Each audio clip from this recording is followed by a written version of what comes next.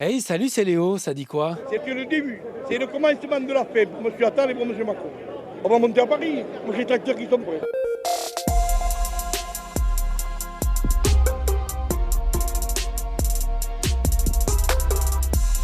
Alors, les agriculteurs vont-ils bloquer le pays et monter à Paris? Pour l'instant, en tout cas, les tracteurs restent en région où ils vont continuer de bloquer certaines routes aujourd'hui. Ce qu'on a dit au Premier ministre, c'est que aussi longtemps qu'il n'y aurait pas de décision concrète, il n'y aura pas de levée des actions menées sur le terrain. Lui, c'est celui que le gouvernement ne veut surtout pas fâcher plus que ce qu'il est déjà en ce moment. Il s'appelle Arnaud Rousseau et c'est le président du principal syndicat agricole, la FNSEA, qui depuis jeudi, par exemple, bloque l'autoroute A64 entre Toulouse et Saint-Gaudens en Haute-Garonne. Et hier soir, les jeunes agriculteurs ont démonté une barrière de péage de l'A4 qui est donc désormais gratuite au niveau de Saint-Avold en Moselle.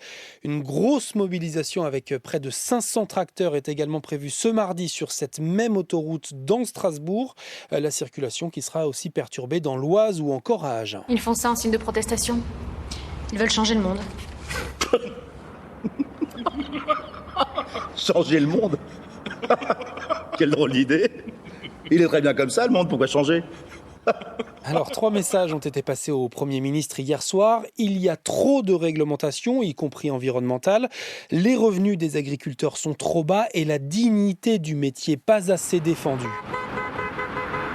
Il faut savoir également que ces blocages des agriculteurs français s'inscrivent plus globalement dans une mobilisation à travers toute l'Europe, notamment contre les nouvelles contraintes à venir de la politique agricole commune, la PAC, qui subventionne et réglemente l'agriculture dans les pays de l'Union européenne. En Allemagne, en Pologne, en Autriche, aux Pays-Bas et donc maintenant en France, le monde paysan s'inquiète par exemple du futur pacte vert européen contre les pesticides, les émissions carbone ou encore pour favoriser la diversification des cultures et la création de haies ou de mares.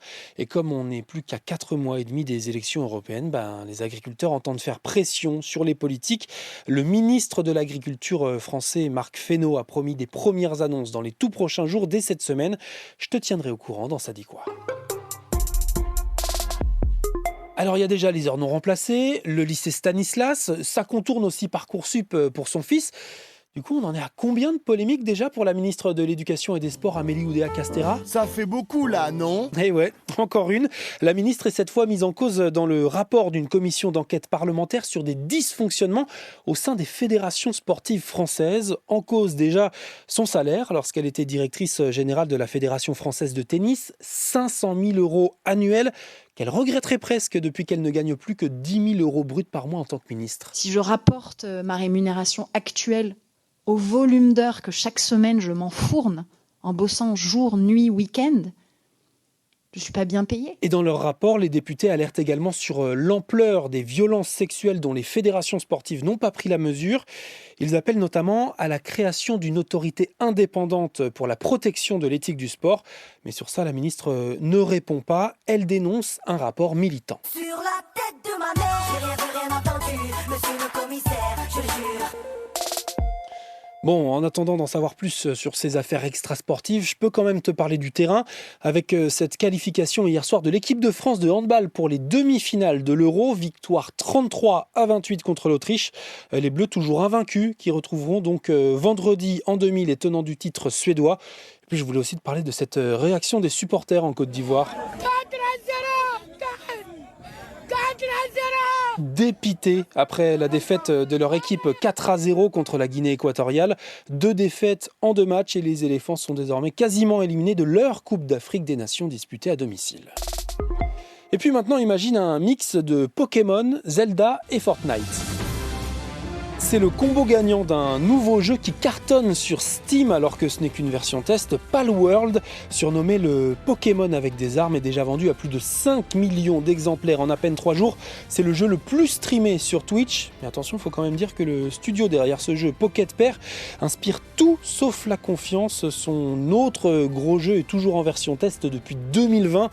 Alors à voir ce qu'ils feront avec ce succès, je parie quand même qu'on le verra très vite sur la chaîne de Squeezie Gaming qui va continuer malgré la pause sur sa chaîne principale confirmée hier par le youtubeur le plus suivi de France et qui vient de sortir un documentaire sur Amazon. On va faire une petite pause YouTube pas très longue, 2-3 mois. Mine de rien, le doc, c'était une charge de taf énorme, mais au-delà d'être une charge de taf, c'était aussi une charge mentale colossale. Et émotionnelle, en vrai. Émotionnelle. Squeezie qui a un nouveau dauphin dans le YouTube Game, c'est Thibaut InShape qui vient de dépasser Cyprien avec 14,5 millions d'abonnés. En ce moment, il en gagne 100 000 tous les 5 jours, notamment grâce à ses shorts qui lui permettent de toucher à l'international. De la Team Shape, j'espère que vous allez bien, c'est Thibaut Shape, c'est un plaisir de vous parler aujourd'hui. C'était Léo de France Info, allez ciao.